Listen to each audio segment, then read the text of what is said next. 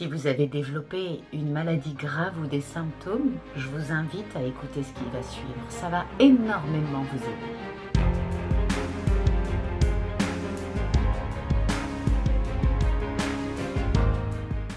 Alors, tout d'abord, il faut savoir que la première question qu'on doit se poser quand on a la maladie qui arrive, elle ne nous tombe pas dessus par hasard. Non, ça n'existe pas, le hasard. C'est pas la faute à pas de chance non plus, ça certainement pas. Et la première question qu'il faut se poser, c'est pourquoi la maladie arrive chez moi? Qu'est-ce qui s'est passé chez moi qui fait que ça me rend malade? Parce que, en fait, la maladie, c'est le mal-adi. J'en ai déjà parlé dans plusieurs vidéos. Mais aujourd'hui, on assiste à une recrudescence énorme des pathologies. Première raison, eh bien, c'est parce que la plupart des personnes sont en apnée. Je m'explique. C'était mon cas pendant très très longtemps et parfois ça m'arrive encore. Quand je cours partout, j'ai plein de choses à faire, que je suis un peu débordée, même c'est passionnant même. Mais des fois je me dis, hé, stop, respire.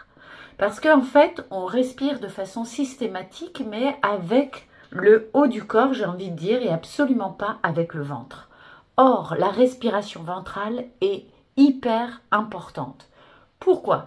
Parce que quand on respire en conscience, que vraiment on fait attention de bien remplir nos poumons et bien les vider, eh bien en fait, on va correctement oxygéner nos cellules.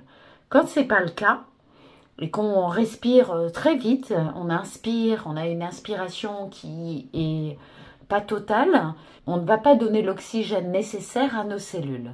Alors que quand on a une respiration ample, eh bien on donne l'oxygène nécessaire pour que les cellules puissent évacuer les toxines. Et ça, c'est très, très important. J'ai envie de dire que c'est capital dans notre santé.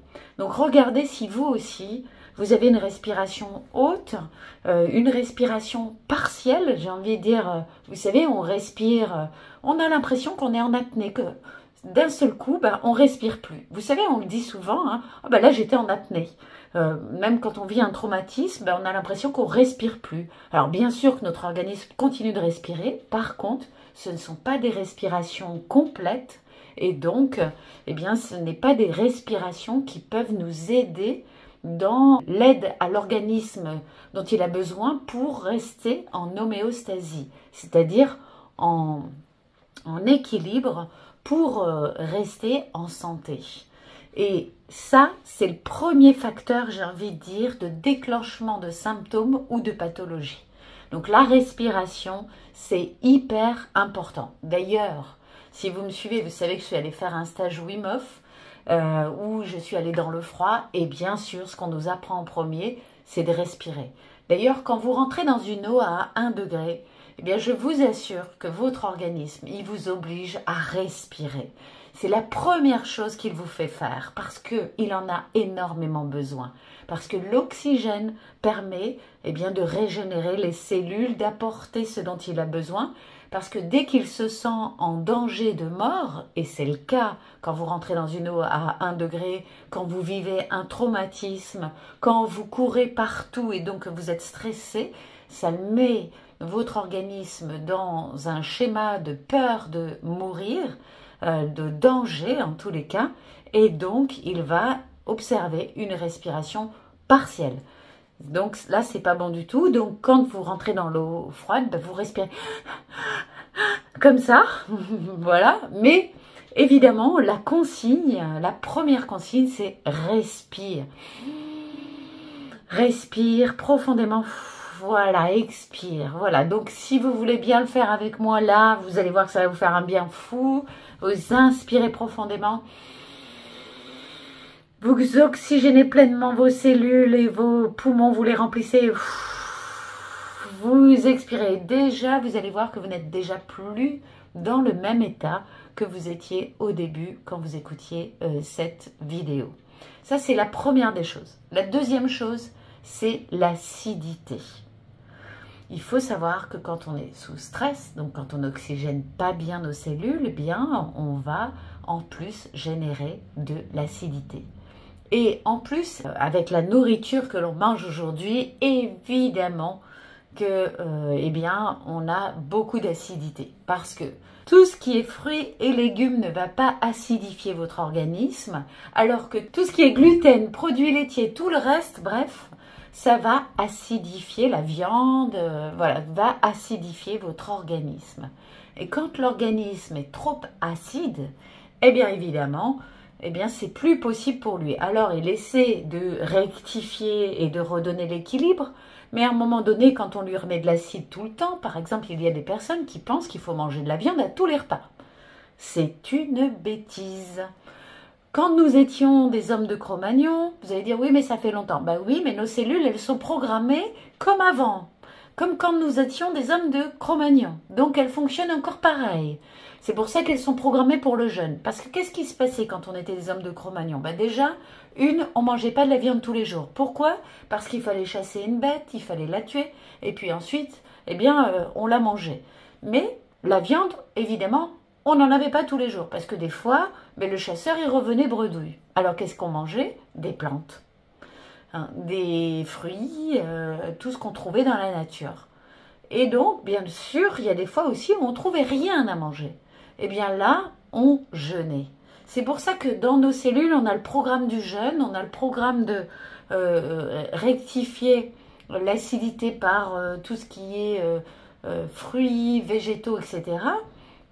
Mais quand nous, aujourd'hui, dans notre société de consommation, on a tout déformé. Aujourd'hui, on mange de la viande à tous les repas, on mange du fromage à tous les repas, on mange du blé, du gluten à tous les repas. Et un blé qui a été transformé 70 fois, à tel point que maintenant il y a une molécule tellement grande que nos intestins n'arrivent pas à séquencer la molécule de blé, et du coup ça reste coincé dans les intestins, puis après ça va créer des intestins poreux. Bref, c'est une catastrophe.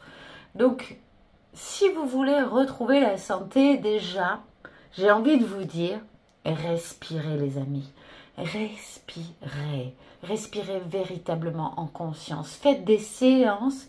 Si vous vous observez d'un seul coup, moi des fois ça m'arrive, je cours partout, j'ai tellement de choses à faire, tellement de projets, donc je vais bientôt vous parler, mais c'est énorme tout ce qui arrive, et du coup, à un moment donné, je suis prise dans mes activités, puis je dis, mais respire Nathalie, t'oublies de respirer, respire, bon sang. Et là je me fais une séance de respiration.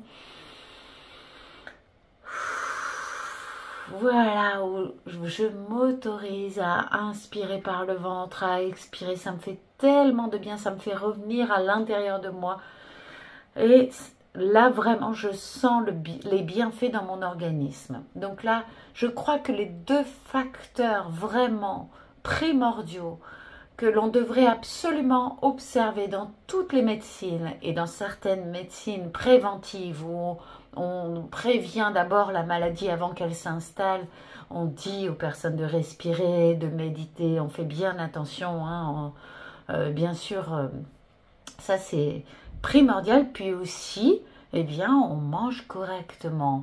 On met beaucoup d'épices aussi pour rectifier l'acidité dans ce que l'on va manger. On mange énormément de légumes et à tous les repas des fruits aussi.